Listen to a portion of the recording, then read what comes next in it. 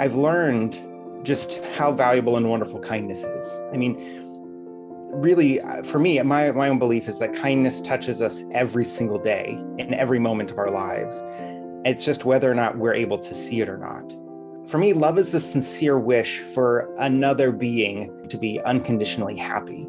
The kind of happiness where someone just feels like they don't need or want anything because they just feel so wonderful. And so it's that wish, it's the sincere wish for another being to be happy, even if them being happy interferes with my own happiness, with your own happiness. If love is the sincere wish for another being to be happy, to be unconditionally happy, then kindness, in my mind, would be any action we take to help move someone towards that end goal of being unconditionally happy. Hello, dear followers. It is so good to have you here with me. Today, I have a very special person, an amazing psychic and healer, James Jacoby, also known as the Bearded Psychic. James has been healing people since 2012 and has a great number of followers in social media. And today, just as we start the season of giving, he wants to talk to us about a subject that is very close to his heart, which is kindness. Welcome, James. How are you? I'm doing great. Yeah, thank you so much for having me here with you.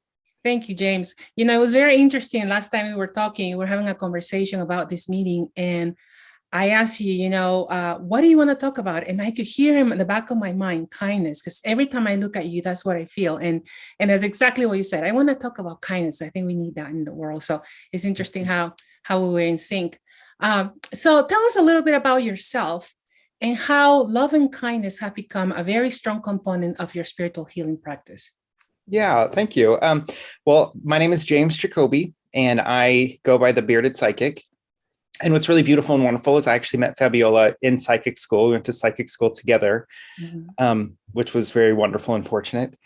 And then I'm also do body work. I do massage for my profession. And so I definitely feel like I came to psychic work from a different aspect. I mean, I think all of us in this field want to help others. We want to do what we can to make people feel better, to have answers. And for me, it came from the side of being a body worker, of just wanting to help people feel better in their bodies, in their skin, in their life. I mean, we have our bodies with us all day, every day. And for so many people, they're miserable in their bodies all the time. And it just was this beautiful melding of how can I bring energy work, psychic work, healing work into the physical everyday life to help people. And so I did that for a good amount of time, just did body work, energy work together. And about 5 years ago, I discovered Tibetan Buddhism, which because of our teachings, I was actually very resistant to. And over the years, it kind of just wore away at my pride and that feeling that I think I know everything, right? I think sometimes in psychic school, we kind of, like I went to psychic school to know everything. And one thing that I really had to remind myself is that there's so much I just don't know still, right? Like, and Fabiola, we know this idea of spiritual pride. There's so much spiritual pride in everything. And so just relaxing my spiritual pride. And in Buddhism, I found a lot of really beautiful teachings that that we hear about every day. But for me, at least, I hadn't necessarily learned how to embody them, such as how to have love, unconditional love for people, the desire to be kind, the desire to want to protect people from their suffering, these really wonderful things. Yeah. And as you were talking about with kindness is I've learned just how valuable and wonderful kindness is. I mean, really, for me, my own belief is that kindness touches us every single day in every moment of our lives. It's just whether or not we're able to see it or not. And I know you have a bunch of questions for me, so I don't want to just ramble on forever, but yeah, just kindness. I've really been exploring kindness these last few years of how I can be a kinder person, how I can be kinder to myself, how I can really have a deeper, more meaningful connections with others through kindness. Exactly. So let's take a step back and let's define what love is for you. Yeah. For me, love is for me, love is the sincere wish for another being. It doesn't have to be a human, but just for another being to be unconditionally happy. And I don't mean the kind of happiness that like when a little kid is like whining for a piece of cake. I mean the kind of happiness where someone just feels like they don't need or want anything because they just feel so wonderful. And so it's that wish, it's the sincere wish for another being to be happy, even if them being happy interferes with my own happiness, with your own happiness. That's what I think love is. Wow, that's very profound. Now, what is kindness and how does it relate to love? Yeah, that's a beautiful question. And so in that regard, right, if love is the sincere wish for another being to be happy, to be unconditionally happy, then kindness in my mind would be any action we take to help move someone towards that end goal of being unconditionally happy. And so kindness can look like a million ways. Kindness can be something very tiny, or kindness can be something profound. And what's interesting too is that because that idea of like what's going to make us happy, right? I kind of like to think that happiness is like the ultimate medicine, if that makes sense. And we all have different problems. We all have different body problems, spiritual problems, mental problems. And so what would equal kindness to me may not equal kindness to you. I think that's the thing I think that's so interesting about kindness, is that it's really so individual. It's not like a one size fits all kind of thing. Right. It's almost like it's the language of love, right? It's like every person has a different language or different thing that they're going to appreciate. So yeah, it's very interesting. So is kindness something that we need in this world? Oh, I don't mean to laugh at that question, but I would definitely say, yeah, I would even say looking at kindness a little differently. I mean, I think we are given so much kindness all day, every day, and we don't even see it as kindness. And so I think first it's like the ability to see what kindness even is, but then from there, I sincerely do. I think we need kindness. I think we need kindness from others, because kindness from others, it's what helps us feel wanted. It's what helps us feel appreciated, seen, heard. And then our ability to be kind to others. I think if we look at all the divisiveness in our world right now, we look at how uncomfortable people are. I don't mean to call it anyone's behavior or anything, but I think we can just see that people are just very, very agitated right now. I mean, I think people are very, very uncomfortable in a myriad of ways. And I would say, yeah, I think we definitely need some kindness there.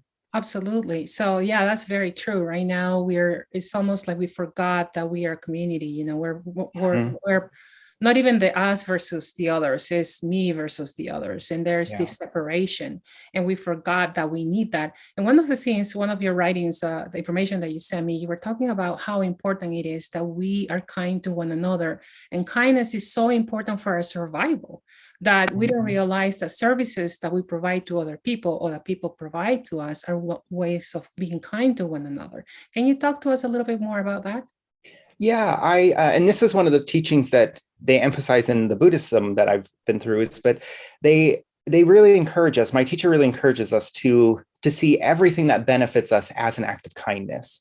And so if we look at what's benefiting us, I mean, we can just look in this call right now. I mean, I don't know about you, but I didn't create the internet. I didn't create Zoom. I didn't build my computer. I didn't invent the English language. I didn't, I'm not doing anything to contribute to electricity or any of those things. I mean, there's so much, especially in our modern world, that we depend on others for. And it benefits me so immeasurably, so vastly. And we can do that from the very moment we're born. I mean, if it weren't for countless ancestors, our parents never would have got to the place where they could meet and have us. And then it took their kindness to take care of us. I mean, I don't have any children, but I've been around children, and children are very lucky that their parents love them, because children, for a good chunk of time, are not always the most pleasant creatures to be around. I mean, they're sweet and adorable and we love them, but I think we are, like I said, I think we're very, very fortunate that our parents love us. And then from there, I mean, it's everything. I mean, everything I've had to learn. I mean, if it weren't for the kindness of others, I couldn't speak to you right now. I couldn't write. There's so many different things, countless things in this world. And I know sometimes we have the idea that, well, someone didn't mean to do it, right? Like the person who built my computer, they didn't know about me. They probably didn't intend for me. I mean, they were probably at work miserable, right? Maybe they were having a terrible day. I don't know what their circumstances or conditions were. But for me, I think that even means like, how wonderful is that I'm benefiting from the hard work of someone else? I mean, countless people have put countless amounts of hours of work, have spent countless dollars, um, you know, 200,000 years of human endeavors have led to this moment right now. And if we could see that as kindness, if we could see that as the kindness of the past, I think for me, it allows me to generate this deep appreciation for others, the idea that everyone is contributing to make my life what my life is. And that if I'm really honest with myself, I know not everyone can say this, but if I'm honest with myself, my life is really, really wonderful. And I have everybody else to thank for that. Absolutely. Yeah. And I think that's something that we all need more of, kindness, right? So how do we know when it's okay to be kind? How do we avoid enabling people or that they take advantage of us? Yeah. And I think that's a great question. To mention to the first part, like, when do we know it's okay to be kind? I would say it's always okay to be kind. It's always great to be kind. I would encourage, like, the more we could be kind, the better. If we could be kind in every moment, I think, how much different would our lives be, would the world be? And to go to your question about enabling, is I think we then have to sit with this idea of what actually is kindness. Because there is a time where sometimes I think we think that being kind is doing nice things for people. And I think doing nice things can be kindness. But if we're enabling someone, that's not kindness in my mind. That maybe that's the wish to benefit them. Maybe we have a beautiful wish to benefit them. Maybe we have love for them. But it makes me think of, you're a parent, you know how it is. I mean, there are times where to be kind to your children, you had to discipline them. You had to call them out on their nonsense. You had to, in the short term, make their lives uncomfortable in the short term, so that they were able to have productive, happy lives in the long term. And I think you're right. There can be that fine line between enabling people or having people take advantage of us. But I think if our sincere wish was for someone to be happy, it takes a little bit of accountability, is to understand that this is difficult for me to meet their needs, but it's not in their best interest. It's not in my best interest to just give them whatever they want, right? Like, giving someone what they want doesn't equal helping them be happy. Exactly. So we need to keep in mind their happiness, and not necessarily, like you say, kindness might look like punishment sometimes, right? So it's giving them what they need, not what they want, right? There's a difference in there. So this is very interesting because I have had some experience with, well, all of us have experience with kindness. My mother was a very generous woman, and it was very interesting. She always gave. And what I found out and what I learned from her is that kindness is one of those things that goes around, and in the Indian cosmology and the Indian spirituality, there is a word, Aini. It's called Aini, and it means reciprocity. So when a person does something from someone, there's always that coming back, that energy that flows back to you. And I have a story to tell you, and this is why I'm wearing this amazing necklace here. Yeah. And I just love this necklace because I'll tell you the story. So when, I was filming a documentary, and right before, like the day or two before I left, a friend of mine who was going to be part of the documentary asked me if I had a little old phone that I could give for his children, because all the Peruvian kids were doing online school. And he wanted to have something separate for them so he wouldn't have to give them their phone. And, they have limited resources. So I said, well, I have an old phone, but the charger is all broken up, so I don't think it's going to last you very long. But you know what? I said, I'm right by Walmart, so why don't you just go in there and see if I can find you a tablet or something. And I went in there and I got a little computer for him. And I just, it was cheap. So it wasn't like a big sacrifice for me or anything. And I just gave it to him as a gift. And it was so well received that he just couldn't believe that I had done that, because the computers are way more expensive in Peru for some reason. But for me, it was nothing. It was just something that was within my means. And he was like, yeah, sure. I care for you. And I care for all the children in the world. I want to go to school, right? Of course, I'm going to do that. So the next day we're doing a sun ceremony, and my shaman friend asked me, so what are you bringing, to be blessed or to give to the sun? And I said, I don't know. So my friend tells me, I'm going to give you something. And then that morning he gave me this beautiful amethyst necklace. And I was just like, oh my God, I didn't see it coming, and to me, this is just priceless. So the sun blessed it, and I have it with me. And every time I look at it, I remember the kindness of my friend, and his kindness is something that goes around. I mean, I'm not telling you that every time you're kind, you should be expecting something in return, but it's just the way it works. It just comes back to you and tenfold sometimes, because believe me, I don't need an extra computer, but I certainly don't need jewelry, so so it worked out really nice for me. So I just think that that's very interesting, and it makes your life so much richer, and you feel, I mean, I feel so much love when I wear this, because my friend is giving me a hug when I wear it. So and to that point, what you're, because that's one thing I've always really loved and appreciated about you, is that you are so giving and you're so generous, and you don't even think about it. Is so often we're given the opportunity to give, or we're given the opportunity to be kind, and sometimes tightness will arise in our heart, and we don't mean for it to. We don't do it on purpose. We don't wake up. Most of us don't wake up in the morning thinking, how can I be unkind today? But we have things going on in our lives, right? We don't always have the amount of time we would like to have, or we don't always have the amount of money we would like to have, or maybe even our mind is just so preoccupied with all of our stressors and worries and concerns and pain. And so to this note is because I think it's what you touched on is such a beautiful thing, is this idea that we always have something to give, even just having an open heart and just sincerely wishing for someone to be better, in my mind, is kindness. Because that's one thing I've always really admired about you, is that you just give. You don't even second guess giving, right? I mean, I've known you to give some very big things to people, in over the course of the years that I've known you, and I think that if we could all be as unresistant to giving and to kindness, I definitely think we would all reap that reward, because we just have to create space for it. We just have to create space in our mind. If we don't feel like we have any time or anything physical to give, just, sincerely wishing for the other person to be happy. Sometimes, I mean, that's such a beautiful gift, because how often do we make space in our mind for the happiness of another person? Exactly. So here's the question. So we're a person that doesn't feel like people are being kind to them, or that they don't have enough love in their lives. How will you help them bring that kindness into their life? How would you promote kindness to be part of their daily life? How would you do it? Yeah, that's a beautiful question. And for me, and I would say that every single person would be a little different. Just as I commented, it's kind of like the medicine. We all need different medicine. What really works for me is I try to break things down logically.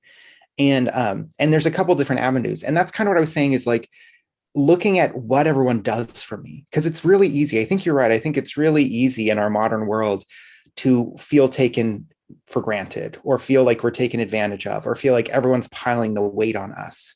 And so even if maybe we're surrounded by people right now who aren't able to appreciate us, I think, for me at least, returning to the idea that so many people are helping me, that I benefit so much. I lean on that a lot.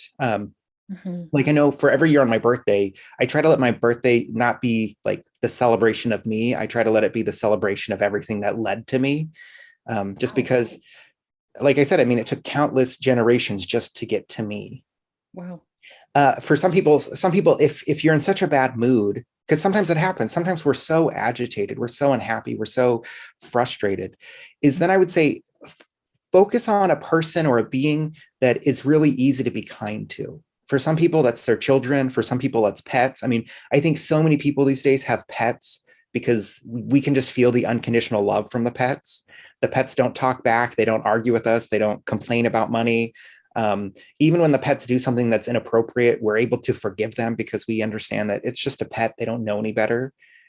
So for some people, I would say, focus on something that's easy to love. Practice kindness in that way.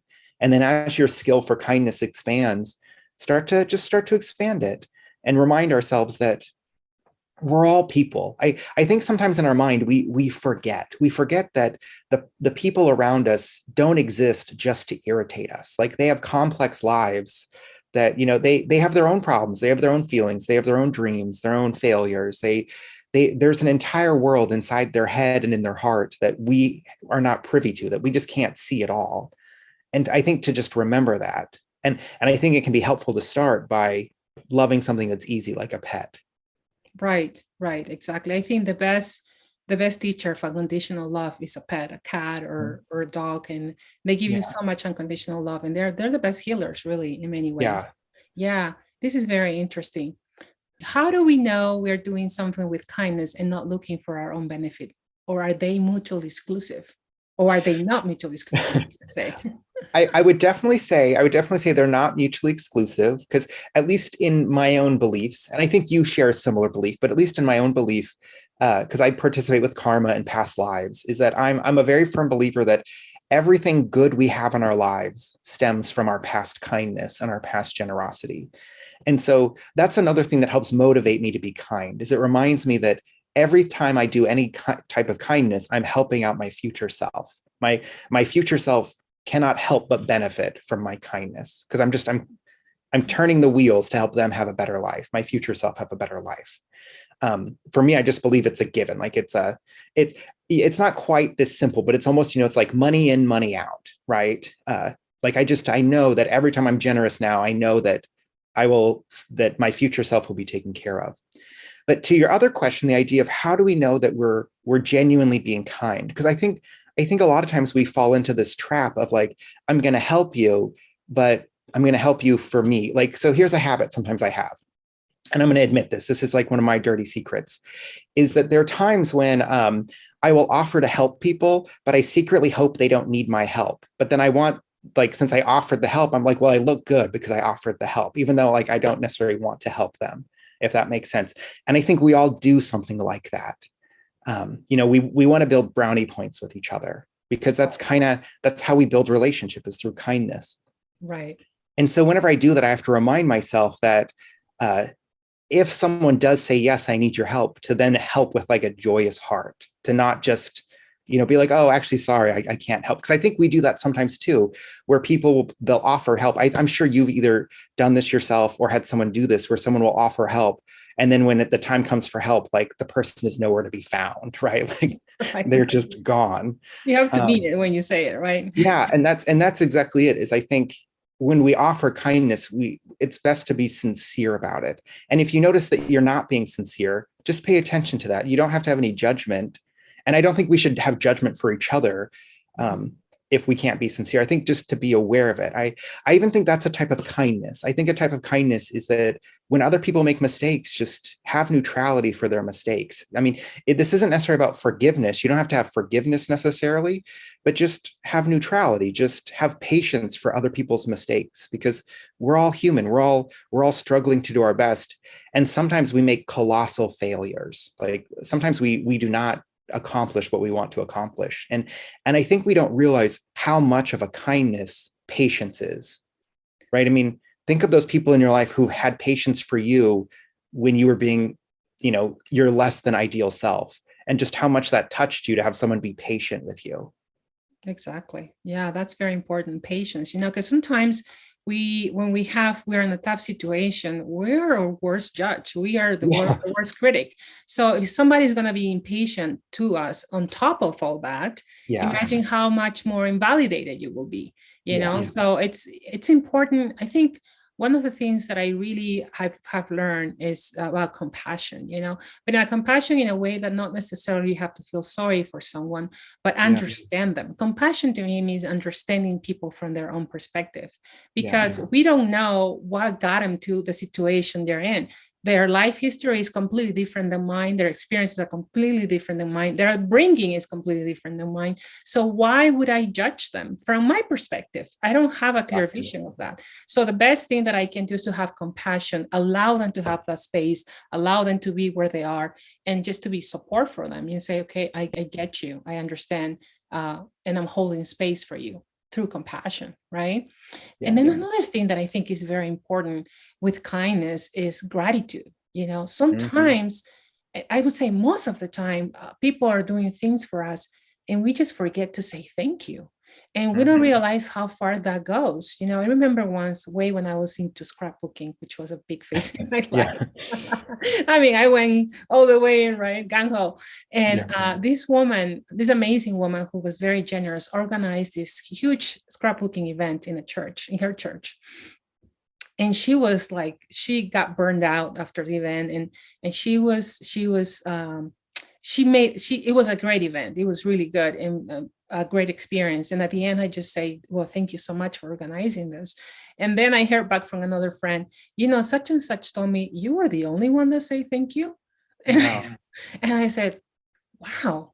So, you know, how many times we go through life and people are doing all these things for us, and we don't even acknowledge that that was a great thing that they did for us. We never say thank you. We forget to say thank you. And so that to me just kind of blew my mind, because it's automatic, you know, for me just to say I was raised that way.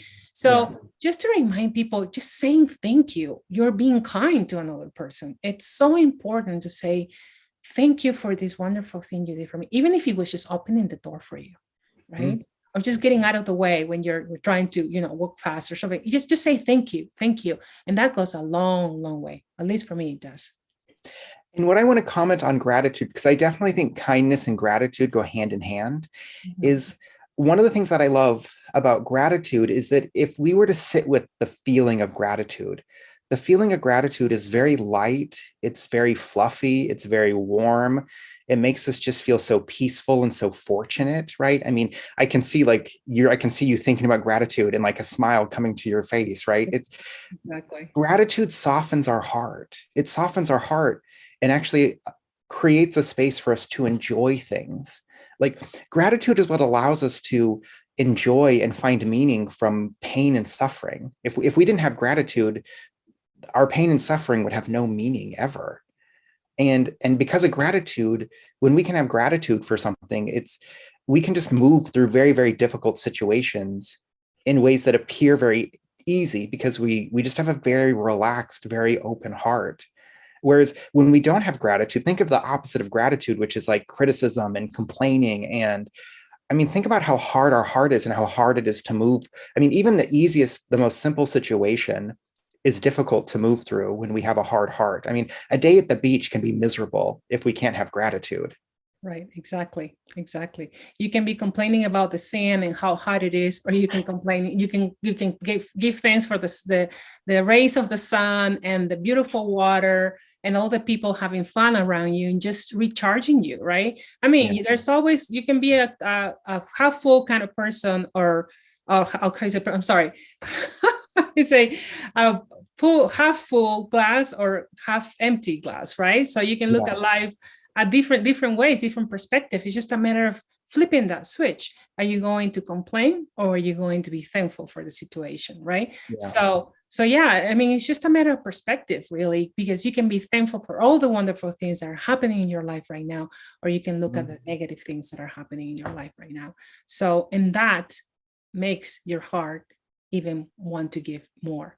So I think that's important. And to one final point to that is, and this is kind of like an advanced thing. So, you know, you can take this as you will. But one of the things that I'm learning with my teacher is learning how to be grateful for those things that normally don't inspire gratitude, like how to learn how to be grateful for difficult situations and for difficult people and for moments where I'm not necessarily as thrilled with life, simply because without these moments, I wouldn't have the opportunity to practice patience, or I wouldn't have the opportunity to practice generosity. And the tradition I'm in, all these things, we consider them skills. It's just like learning to be psychic. Being psychic is a skill. We all have the capacity. And I think sometimes when we look at kindness, we think people are either kind or they're not kind. We don't see that it's a skill you could develop, or being loving is a skill you can develop. Being compassionate is a skill you can develop. And because for me, I've made the concerted choice, I would really love to be so patient, the kind of person who's so patient that I'm not so agitated and not so frustrated and so unhappy, you know, with discomfort. And so in our trainings, it's this idea of that when difficulties arise, to acknowledge the discomfort, acknowledge the intensity, and then to formulate these grateful minds. So I can be like, I'm so thankful for this. If this didn't arise, I wouldn't have the opportunity to practice this skill that I so desperately want to practice. Exactly, because situations arise in our lives to make us uncomfortable and to challenge us. We forget that we actually put that into our path, right? Yeah. Like we put all these. Okay, when I'm born, I'm going to go through this, and that, and at that moment, I'm gonna have an accident or something's gonna happen, and then I'm gonna learn this from that, and then somebody erased our memory, and then we don't remember that we were supposed to learn from that experience. So every time something bad happens to me, or I should say not bad, but something that challenges me, then I think, okay, wait a second, before you get pissed, just why do you think you're going through this? And then I say, what is the lesson behind this? And then I look at it and say, oh, okay. So now, okay, I'm still going to be mad, but I'm going to learn from this experience, right? So, and that is so important, I think, because then life is not as hard. Life is not that difficult anymore. It's almost like going to university, right? To going through college, you're going to have to pass this course because you're supposed to learn this from that course. So talking about our training, you and I have received training as psychics in which we find neutrality, right? By developing the third eye. And it's funny, I most of the time I have kind of like a red spot in here all the time. People say, what is that? I say, well, it's my third eye going, just kidding. But it's just funny, we work this area, which is where you look at your life with neutrality. You look at things from the energetic point of view. But then you and I went our separate ways, and we worked on integrating the third eye with the heart chakra. You did it through the practice of Buddhism, and I did it through the practice of the Indian spirituality. So for spiritual healers out there, why is this integration of these two chakras important? Yeah, that's a very beautiful question. And so and I think yours is similar. You have a similar belief too, but in my experience is, I feel like the part of us that is infinite resides at our heart. That idea that is, I mean, some people call it the highest self, some people call it the soul, some people call it whatever they may call it. For me, it's like that infinite self as well as our infinite potential, right? Like it's like there's two aspects. There's the part of us that is infinite, and then there's the potential we have, which is also infinite. And I believe that resides at our heart. I mean, it's in no space and no time. So it doesn't really have a physical home, but that's kind of where it lives. It lives, we interact with it through our heart chakra, and we actually interact with others through our heart chakra. I mean, that's how we have love and feelings for people at all, is it's like my heart chakra connects with your heart chakra, which connects with other people's heart chakras. Mm-hmm. And the third eye, the sixth chakra, is so beautiful because it allows us to see, it allows us to have awareness and have information. But I kind of equate the sixth chakra, it would be kind of like, it'd be kind of like a camera, and the heart would be like the receiving device. I mean, if you have a camera that's not plugged in, you're not like it can see everything, but it's not really going to do anything. Right. Exactly. Right. That's very interesting. To me, my experience was that I got initiated in shamanic rites, and immediately what happened to me was that I was not only able to see people with neutrality, but with compassion. I connected these two, and I was looking at them with compassion. It's like, okay, they're doing something dumb. So that's obvious, but can you have compassion for them? And then also another thing that happened is somehow I was able to know when was the right time to help them and when it was not. When it was time to just back off and say, okay, this person, if you start doing it for them, you are not going to help them. You're actually going to hurt them. So I learned that there are times when you need to intervene, and there are times when they're not. You're not supposed to do that. So that was really good. So how is it through Buddhism? How do you do that in your practice? Yeah. Sorry, I've got a little tickle in the back of my throat, but I would say it's very kind of similar along that. What's super interesting is that, so in our training, it's like we developed the third eye first, and then there wasn't a lot of emphasis on the heart. I mean, I think there were a couple of teachers that were even actively like, don't work on your heart. You don't need your heart. You're fine. And that's totally fine, right? There's nothing wrong with it. It created a lot of really beautiful, wonderful psychics.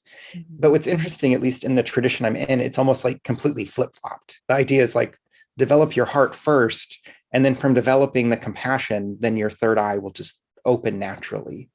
Um, and it's really interesting because in Buddhism, there's this thing that's called clear seeing, which is basically clairvoyance. It's just what they call for clairvoyance. And they believe that anyone who meditates on love long enough is guaranteed to become a clairvoyant. Whereas you can meditate on clairvoyance all the time, and there's no guarantee that you'll have any connection with love whatsoever. Very interesting. Very interesting. Yeah. Wow, that's just valuable. Something that stuck in my mind that you said earlier. Um, it's so important to develop these chakras, but also remember that when you work with kindness, when you're kind to someone, remember that you're actually getting brownie points for your future self. You're working on your future self. So yeah, it's just incredible. Wow. So very interesting. I actually thought for a long time that I just needed to just be neutral and just focus on reading people that way. But I think if I were to just give people information, that would be very valuable and then let them decide. Another one, I think, when you want to heal someone, then you need to do it with compassion. I think that's very important. So yeah, anything else you would like to add, James, to our conversation? Anything that you want to share of all these your years, as a psychic and healer? What can you tell us that is important?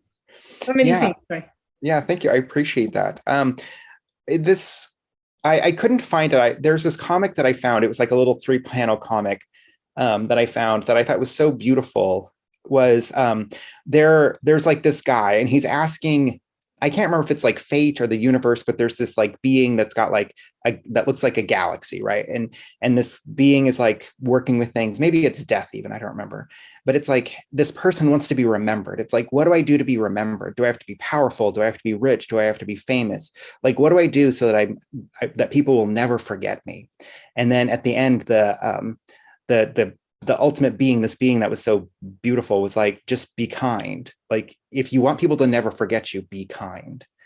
And I just remember that really like struck a chord with me, because it made me think of how, even if, we all have that person in our life who, they may not be world famous and they may not be rich. They may, like, on paper, they may look like they're struggling actually quite a bit in life, but they were just so kind to us. They were so loving. They were so, like, they were there when we needed them.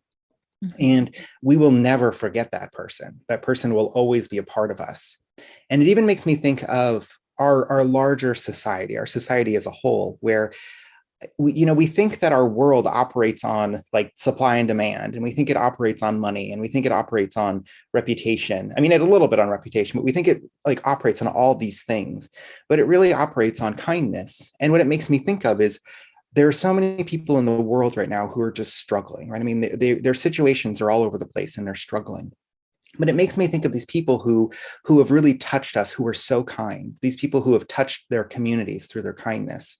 And it makes me think, those people who are so kind, who maybe their life isn't, they don't have everything, but if they were ever in need, right? If they were ever to have something happen where they needed people to show up for them, that's the part I think is so incredible, is that because of their kindness, their tireless kindness, right? Because being kind, I think, we have to tap into that part of us that's tireless. Because, it's not just about being kind, but it's like, we have to be kind when we're tired. We have to be kind when, our kids are sick. We have to be kind when we're angry with our spouses. We have to be kind when we've had a bad day at work. We have to be kind when we have cancer. We have to be kind when, our mom dies, right? It's never just about giving kindness. It's like, we have to be a fully realized person with all of our struggles, all of our pain, all of our discomfort, and still be kind on top of that.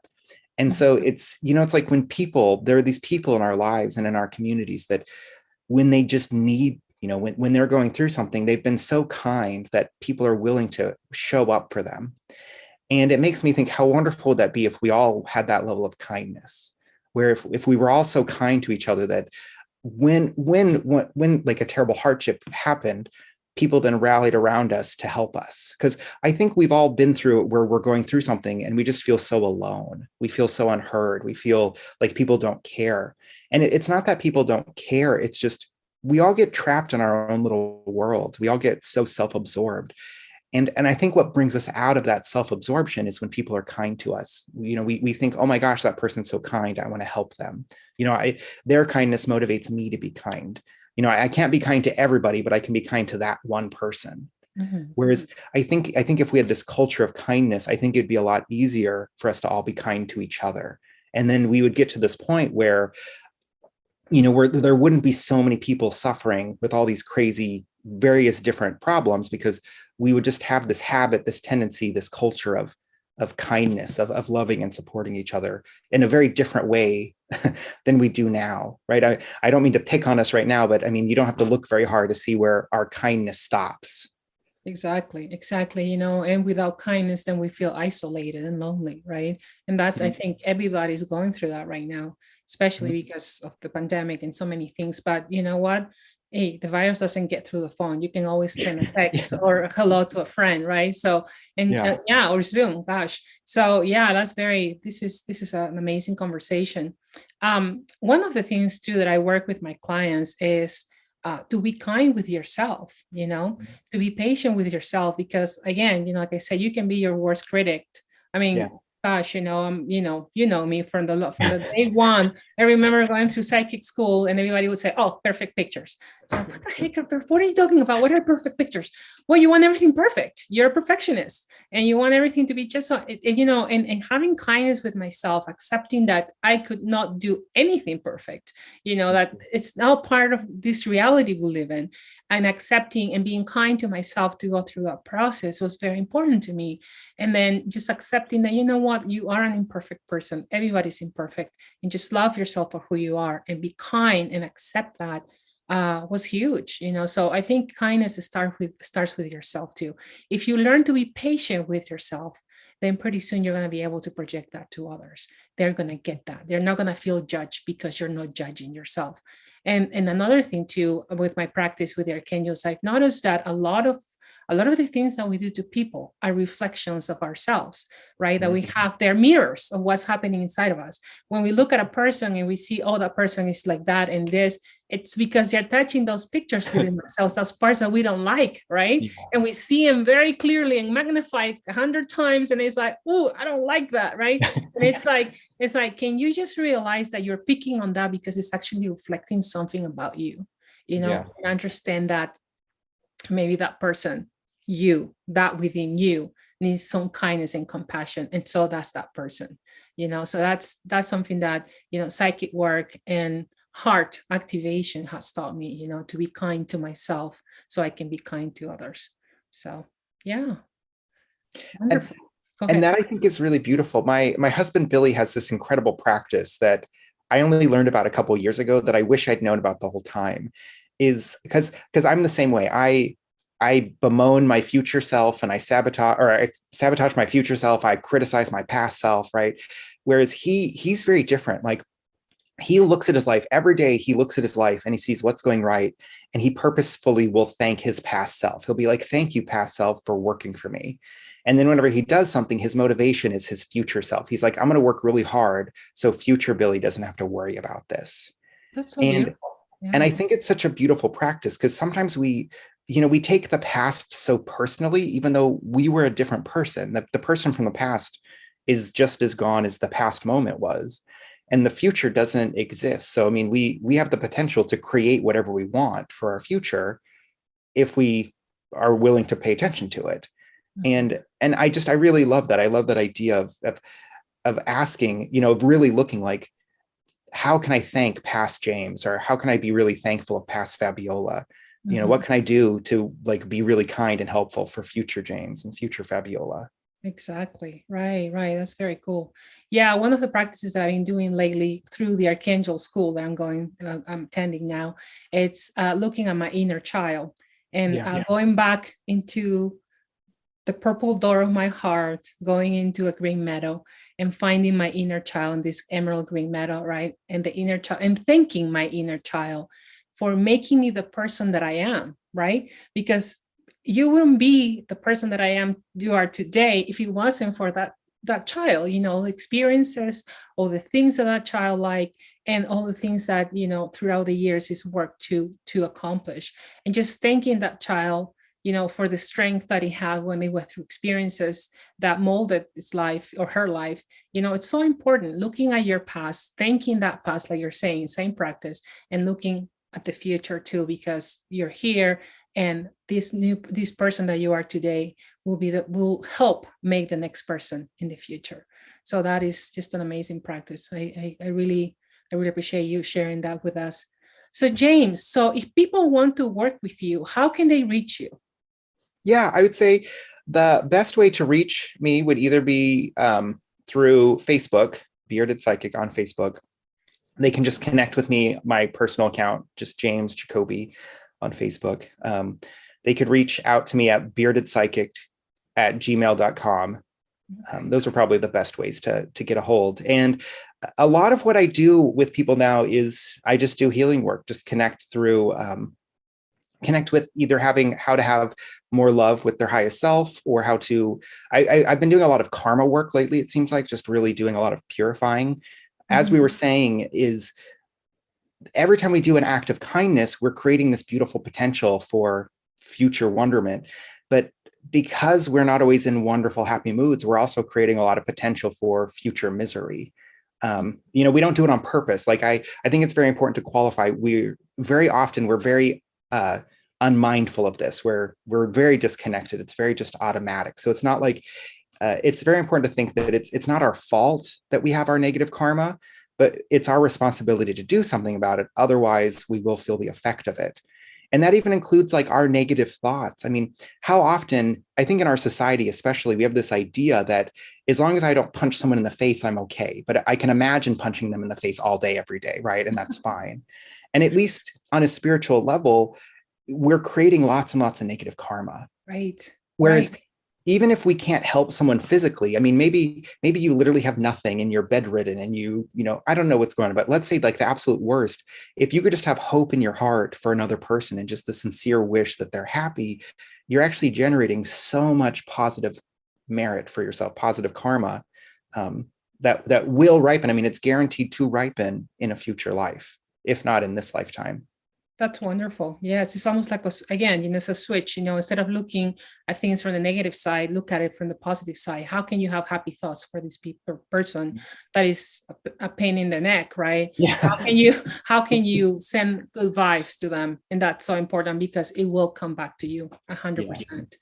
Well, thank you so much, James, for your beautiful message. So you know how to find James. And if you want to contact me too, you can find me on my website, fabiolabaughman.com. Thank you so much, James. We'll keep in touch. And if you have any questions, please don't hesitate to contact him. Take care. Until next time. Thanks so much. I just want to say thank you so much. I want to give you all just a little bit of kindness, and you, Fabiola. Thank you so much for connecting with me again, and for your love and your friendship. We've been friends for about 10 years, give or take. And I just want to say thank you. And just thank you to all of you. I hope you guys all have just the best week, Thanksgiving holiday session ever. I wish all the happiness and joy and love for all of you. Thank you, James. You're such a great friend. I love you so much. Take care. Yeah, bye-bye.